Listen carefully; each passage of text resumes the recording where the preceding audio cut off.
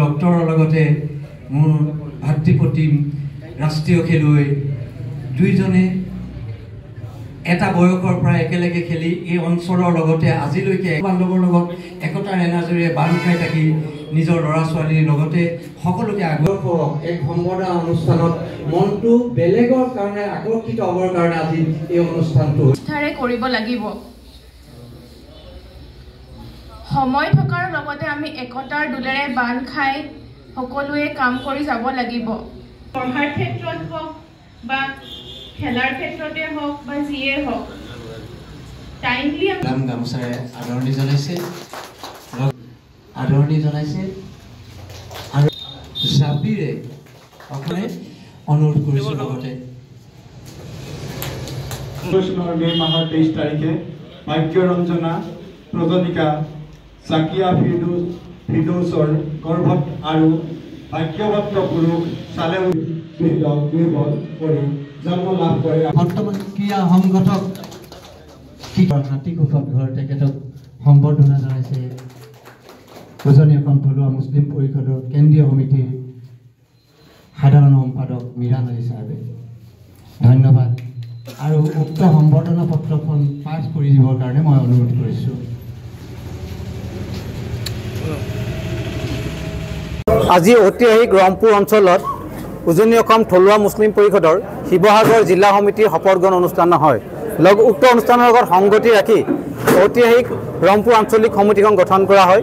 ইমান হাজৰিকাক সভাপতি হিচাপে লৈ তমিজুদ্দিন হাজৰিকাক সাধাৰণ সম্পাদক হিচাপে লৈ 31জনীয়া এখন শক্তিশালী কমিটি গঠন কৰা হয়। আজি উক্ত অনুষ্ঠানত ৰংপুৰ অঞ্চলৰ বিশিষ্ট গণ্যমান্য ব্যক্তিসকলক আমন্ত্ৰণ জনাই থলুৱা মুছলিম মানুহসকলৰ অধিকাৰ আমি কেনেকৈ কাঢ়িয়াই নিব পাৰোঁ গণতান্ত্ৰিকভাৱে তাৰ ওপৰত আলোচনা হয়।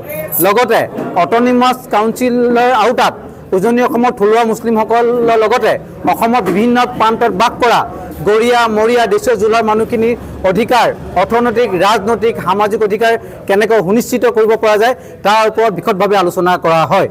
অহা ফেব্ৰুৱাৰী মাহৰ ভিতৰত আজি আমি সভাৰ সিদ্ধান্ত গ্ৰহণ কৰিছোঁ। আমি প্ৰায় 30-20 হাজাৰ মানুহ গোটাই ঐতিহাসিক ৰংঘৰৰ পৰা গণতান্ত্ৰিকভাৱে উজনি অসমৰ থলুৱা মুছলমানখিনিক ৰিজাৰ্ভেশ্যন আৰু অট'নমাছ কাউন্সিলৰ আওতাত ৰাখিবলৈ আমি চৰকাৰক দাবী তুলিম আৰু এই আন্দোলন গণতান্ত্ৰিকভাৱে আমি আগবাঢ়িম। ইয়াৰ পিছতো চৰকাৰে যদি উজনি অসমৰ থলুৱা মুছলমানসকলক অকল খিলঞ্জীয়া ললিপপ দি পেলাই তেওঁলোকে ৰাখিব বিচাৰে সেইটো আমি কেতিয়াও সহ্য নকৰোঁ। আমাৰ দাবী আজামপীৰ চাহাবৰ নামত ইউনিভাৰ্চিটিত এখন আসনখনৰ ব্যৱস্থা হ'ব লাগিব। ফৰ্মুদ আলী গাঁওবুঢ়াৰ নামত চিনাকি পৰ্ব হ'ব লাগিব। আজি ঐতিহাসিক যিসকল আমাৰ শ্বহীদ আছিলে তেওঁলোকক কোনো ধৰণে চিনাকি পৰ্ব চৰকাৰ কৰিব নিবিচাৰে। বাঘ হাজৰিকাক বহুতে নচ্ছেদ কৰিব বিচাৰে। এই বস্তুবিলাকৰ ওপৰত আমাক আক্ষেপ। আমি বাঘ হাজৰিকাক জীৱিত কৰাৰ লগতে আমাৰ সাতাম পৰীক্ষা ঐক্য শান্তি সম্প্ৰীতি যাতে বিনষ্ট নহয় তাৰ কাৰণে আমি উজনি অসম থলুৱা মুছলিম পৰিষদে আগবাঢ়ি যোৱা এটা পৰিকল্পনা আজি সভাখন আহ্বান কৰিলোঁ। আৰু এই চেগতে সমূহ শিৱসাগৰবাসী তথা উজনি অসম তথা অসমবাসী ৰাইজৰ আমি সহযোগিতা কামনা কৰিছোঁ। ধন্যবাদ। জয় অসম।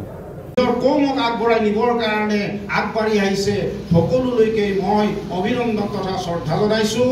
ভৱিষ্যতলৈ যাতে যিখিনি কথা কৈ গ'ল মুখত কেনেকৈ আখৈ ফুটা দি ফুটিছে ক'ত কিখন ক'ত অট'নমাছ কাউন্সিল কৰিব লৈছে কোন চনত কি সুবিধা হ'ব ভৱিষ্যত প্ৰজন্মৰ কাৰণে আমি কিবা এটা কৰি যাব লাগিব। নহ'লে আমাৰ অস্তিত্ব গুচি গ'ল। মাটি এটুকুৰা বিকিবলৈ আহিছে চৈমে আহিলে আহি পেলাই কৈছে চালাকা মাটি লৈছোঁ এতিয়া পইচা ঘূৰাই দিছে ৰেজিষ্টাৰ হৈছে। গতিকে ইয়াৰ পৰা বাচিব লাগিব আমি। গতিকে আৰু বহুত দীঘলীয়া সহায় সহযোগিতা কামনা কৰিলোঁ যাতে আমি প্ৰত্যেকে আমাৰ বহুমূলীয়া সময়ৰ পৰা অলপ সময় দি শ্ৰেষ্ঠ কনিষ্ঠ শুভাকাংক্ষীসকল উজনি অসম থলুৱা মুছলিম পৰিষদৰ তৰফৰ পৰা বহুজনে বক্তব্য ৰাখিছে। আজি সভাখনত মোৰ নিশ্চয় শিকিব পাৰিম মোৰ ছোৱালীৰ পৰা শিকিব পাৰিম। একতাৰ দোলেৰে বান্ধ খুৱাই থকা এক পৰিচয়ৰ আভাস জনালে ভাতৃপ্ৰতিম